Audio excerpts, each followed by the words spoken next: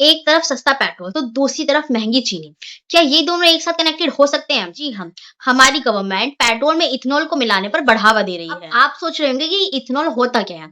Ethanol एक तरह का फ्यूल होता है जो शुगर केन से बनाया जाता है। अब यहाँ पर कहानी पूरी तरह से इंटरेस्टिंग हो जाती है। कहानी इंटरेस्टिंग इसलिए होती है क्योंकि अब हमारे देश में शुगर केन से दो चीजें बनेगी, पहला इथेनॉल और दूसरा शुगर।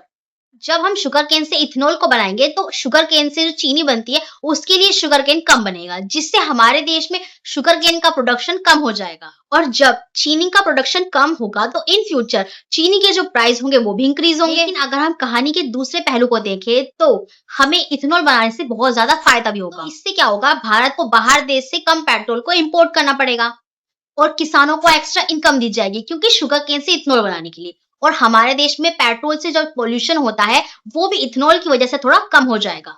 यानी कि शुगर केन से दो कहानियां जुड़ी है, पहली इथेनॉल की और दूसरी चीनी की। तो इन सब को सुनने के बाद सवाल ये आता है कि भारत के लिए शुगर केन से इथेनॉल को ब्लेंडिंग करना ज्यादा जरूरी है या इससे जो शुगर केन की कीमतें बढ़ेंगी उसको रोकना। कमेंट कर अपनी राय जरूर बताएं।